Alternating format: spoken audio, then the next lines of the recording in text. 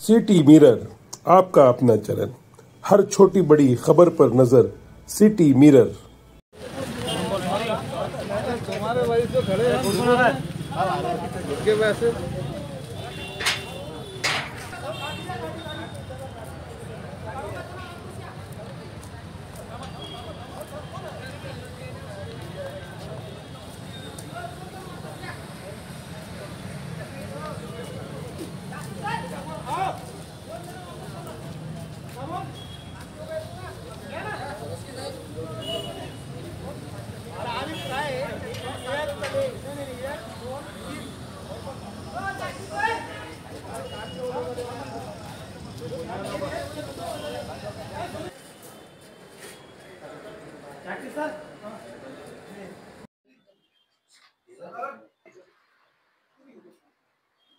आम्हाला निदर्शन करावं लागलं, उपोषण करावं लागलं, आंदोलन करावं लागलं.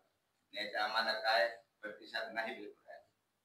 आता आम्हाला तुमच्याकडून इतक्या अपेक्षा आहे की आम्हाला प्रतिसाद लवकरात लवकर भेटून. मला असं सांगायचं आहे की या आयुक्तांची जी मानसिकता आहे ती आमच्या दिव्यांग विरोधात आहे. ऐकून याचा बोलण्याचा असा अर्थ आहे की गेल्या वर्षाची 2 महिन्याची पेंडिंग तुमच्याकडे निधी बाकी आणि ह्या वर्षाची कमीत कमी 7-8 महिन्याची फीस तुमच्याकडे पेंडिंग आहे. याचे अगोदरचे जे आयुक्त होते त्यांनी आम्हाला एका वर्षातून फक्त 2 टप्प्यात ते संपूर्ण निधी दिला होता आणि हे 2000 आणि 3000 हे आमच्यासाठी लई नाही, परंतु हे आमच्यासाठी लई मदतगार आहे हे पैसे आणि हे वेळेवर भेटले पाहिजे.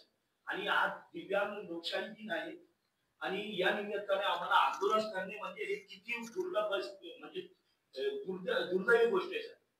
आणि आपल्यासारखे महान उच्च शिक्षित लोक आमच्या कार्यासाठी आहे, आम्हाला त्याचा मान आहे, परंतु तुम्ही आम्हाला वेळेवर पैसे दिला पाहिजे. आणि दुसरं असं आहे की ज्याप्रमाणे इलेक्शनच्या पिरियड मध्ये तुम्ही तुमचे कर्मचारी घरी पाठवून आमची सेवा करताय की इलेक्शन जे आहे घरपोच होईल म्हणून, त्याचप्रमाणे हे रिन्युअल फॉर्मचं जे आहे जे 80% वरती आहे 100% पर्यंत त्यांची घर या तुमचे कर्मचारी तिथं घरी जाऊन त्याच्या रिन्युअल करून घ्यायचं. आणि रिन्युअल करण्याचा अर्थच नाही साहेब, कारण की तुमच्या ऑफिस मध्ये ऑलरेडी डेटा सगळ्या दिव्यांगांचा उपलब्ध आहे. मग रिन्युअल फॉर्म करण्याचे काय अर्थ मला समजत नाही. आणि दरवर्षी साहेब आणि त्याला किती पाहिजे 2 महिने लागते. तुमचे साहेब कमिशनर साहेबांनी सांगितलेलं आहे खालच्या लोकांना फक्त आधार कार्ड आणि व्हीडीआयडी कार्ड आणि बँक सर्टिफिकेट बँकचं पासबुक घेऊन त्यांच्या तुम्ही रिन्युअल करा.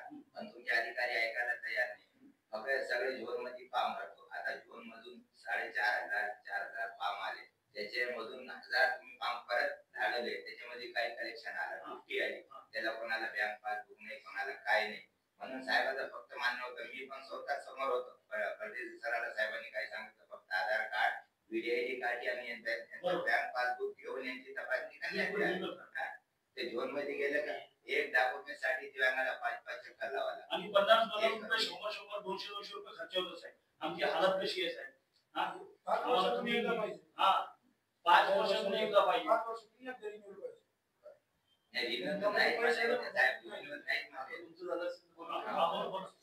आता हे मी जेव्हा बोलेन तेव्हा तुमचे मुद्दे सगळे झाले असतील. म्हणजे आपल्याकडे 1 वर्षाचं जे पेंडिंग होतं तुमचे त्यापैकी आपण 10 महिन्यांचं दिले.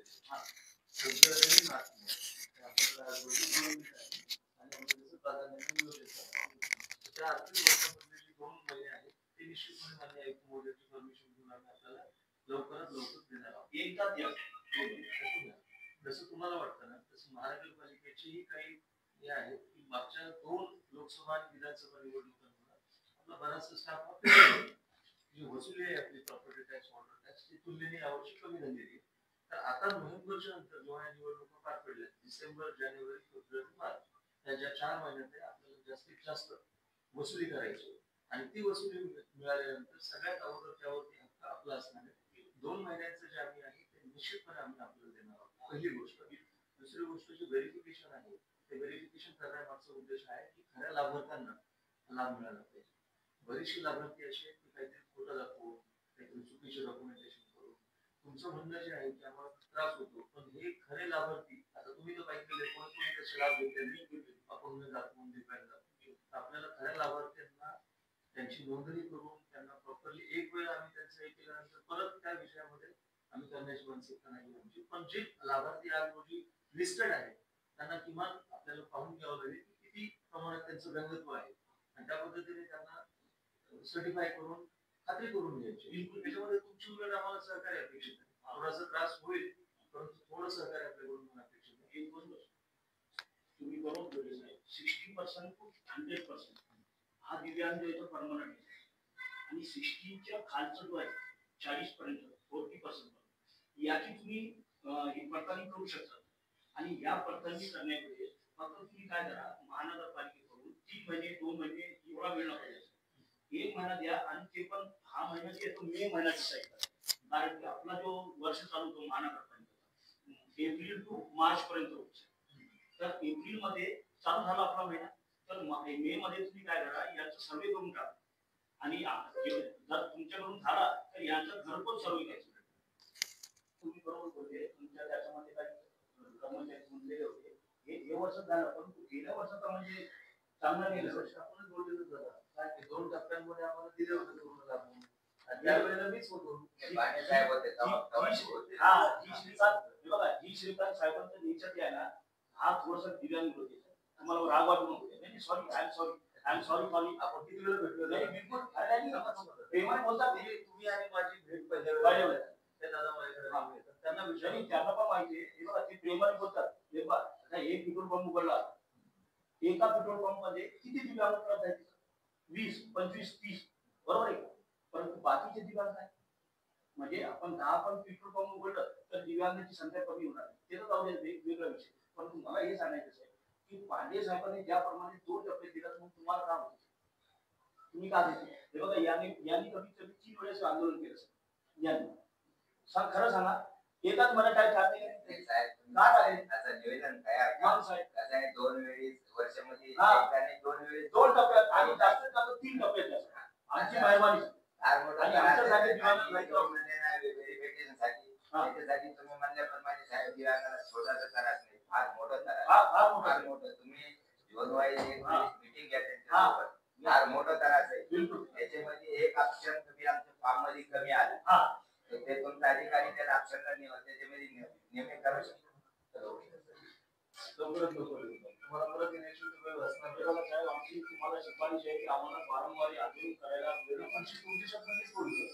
तुम्हाला येण्याची वेळ बसवू नये एवढी मी निश्चितपणे करेन आणि तुमची एक मिनिट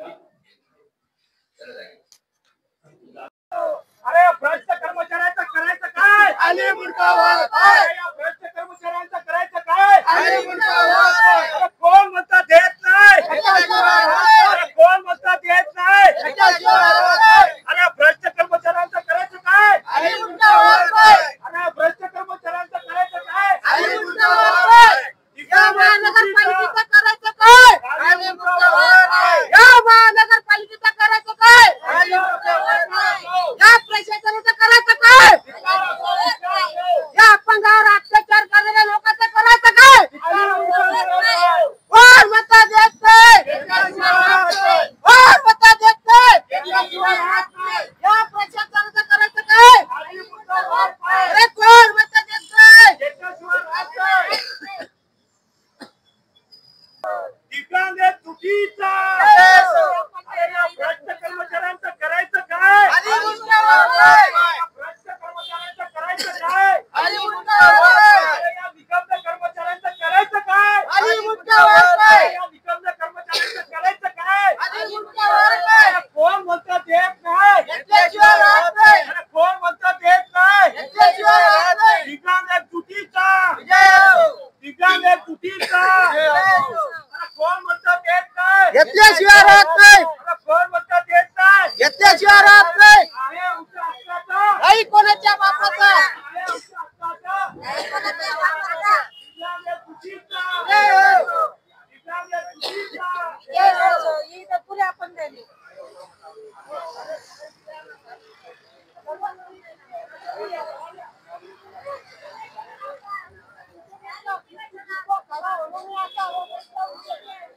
हो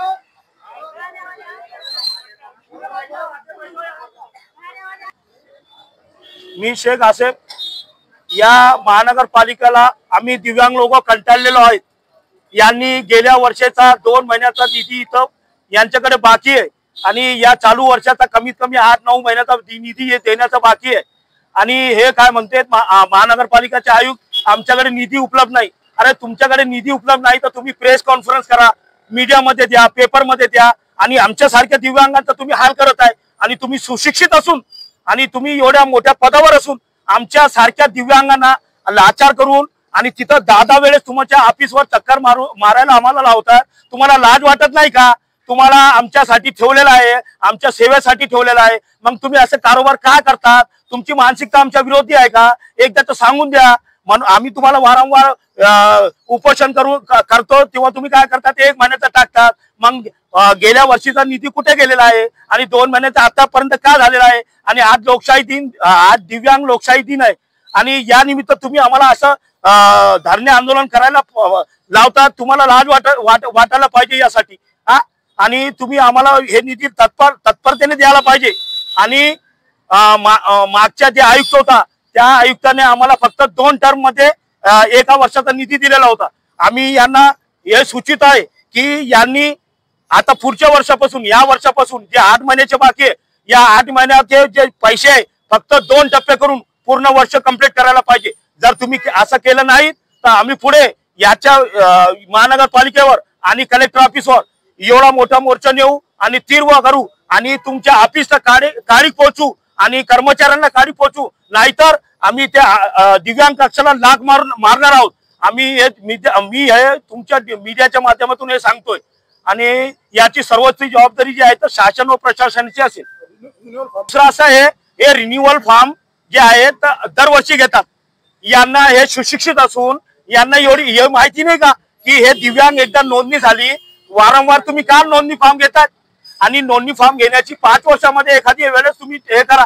आणि दुसऱ्या वेळेस तुम्ही हे नोंदणी फॉर्म घेता, तुमच्याकडे रेकॉर्ड नाही का? तुम्ही रेकॉर्डवर तुम्ही तपासून हे हा माणूस जो आहे इथलचा आहे आणि त्याच्यावर हे कन्फर्म होतो की हा माणूस जिवंत आहे म्हणून. तुम्ही बराच आपला 1 महिना, 2 महिने, 3 महिने रिन्युअल फॉर्म साठी टाकताय आणि दिव्यांगांना पैसे देण्यासाठी तुम्हाला तेवढा वेळ भेटतोय. आणि या दिव्यांगाच्या या रिन्युअल फॉर्म साठी फक्त 1 महिन्याचाच मुद्दत द्यायला पाहिजे. आणि याच्या अगोदर रिन्युअलचा फॉर्मचा विषयच काढून काढायला पाहिजे. कारण की इथे जी नोंदणी झालेली आहे त्या नोंदणीवरून तुम्ही काय करा, त्या प्रत्येक दिव्यांगाला तपासा आणि तुम्हाला जे फाल्टी वाटेल तर फक्त त्याला फोन करा आणि त्याला बोलवा. प्रत्येक वेळेस हे करायचं, रिन्युअल फॉर्म भरायचा. एक दिव्यांगाला 200 जातात, 400 जातात, 500 जातात. हे तुमच्या घरातून देतात का तुम्ही पैसे? आणि दिव्यांगाची पुन्हा इथं लूट बाजार होते. कोणताही एजंट भेटतो आणि त्याला फॉर्म भरून द्यायला 200 दे, 500 दे, 100 दे असे त्यांना पैशाची मागणी करतो. मग ही जबाबदारी कोणावर आहे? आमच्या सारखा दिव्यांग एक तर त्याला चालता येत नाही, त्याला येता येत नाही आणि तुम्ही वारंवार त्याला दरवर्षी इथं बोलवतात. का बरं बोलवतात? नाही तर तुम्ही असं करा, रिन्युअल साठी प्रत्येकाच्या घरी जा, तुमचे कर्मचारी त्याच्या घरावर लावा. ज्याप्रमाणे तुम्ही इलेक्शन साठी प्रत्येक दिव्यांगाच्या घरी जाऊन नोंदणी करतात, त्याला घरपोच मतदानाचा हक देतात, त्याचप्रमाणे आमचे सर्व काम घर बसल्याप्रमाणे झाले पाहिजे. ही माझी आट आहे आणि हा माझी मागणी आहे.